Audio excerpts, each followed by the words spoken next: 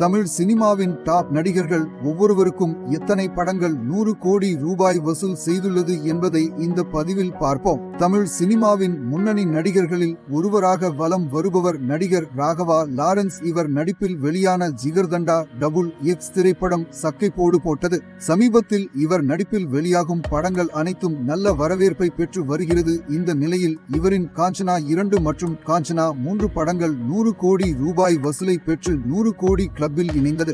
நடிகர் சிவகார்த்திகேயனின் டான் மற்றும் மாவீரன் திரைப்படம் 100 கோடி ரூபாய் வசூலை அள்ளியது. இதன் மூலம் சிவா 100 கோடி கிளப்பில் இணைந்தார். நடிகர் விக்ரம் நடிப்பில் வெளியான பொன்னியின் செல்வன் 1 மற்றும் பொன்னியின் செல்வன் 2 ஆகிய படங்கள் மட்டுமே 100 கோடி ரூபாய் வசூல் செய்துள்ளது. நடிகர் தனுஷ் நடிப்பில் வெளியான திருச்சிற்றம்பலம், அசுரன் மற்றும் வாத்தி ஆகிய படங்கள் மட்டுமே 100 கோடி ரூபாய் வசூல் செய்துள்ளது. இதன் மூலம் 100 கோடி கிளப்பில் இணைந்தார் தனுஷ். உலகநாயகன் கமல் நடிப்பில் வெளியான தசாவதாரம், விஸ்வரூபம் மற்றும் விக்ரம் ஆகிய படங்கள் மட்டுமே 100 கோடி ரூபாய்க்கும் மேல் வசூல் செய்துள்ளது. நடிகர் கார்த்தி நடிப்பில் வெளியான கைதி, பொன்னியின் செல்வன் 1, பொன்னியின் செல்வன் 2, ரோடா, சர்தார் ஆகிய படங்கள் 100 கோடி ரூபாய்க்கும் மேல் வசூல் சாதனை படைத்தது. 100 கோடி கிளப்பில் இணைந்தது.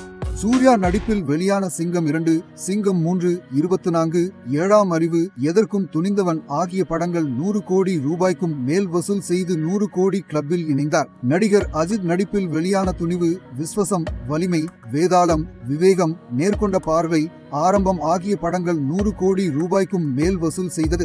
ரஜினி நடிப்பில் வெளியான அண்ணாத்தே, தர்பார், பேட்ட, காலா, கவாலி, எந்திரன், லிங்கா, கோச்சடையான், சிவாஜி ஆகிய படங்கள் 100 கோடி ரூபாய்க்கும் மேல் வசூல் செய்தது. இறுதியாக கோலிவுட் சினிமாவின் நம்பர் 100 கோடி கிளப் நடிகராக விஜய் உள்ளார். இவர் நடிப்பில் சுமார் 14 படங்கள் 100 கோடி ரூபாய்க்கும் மேல் வசூல் செய்துள்ளது.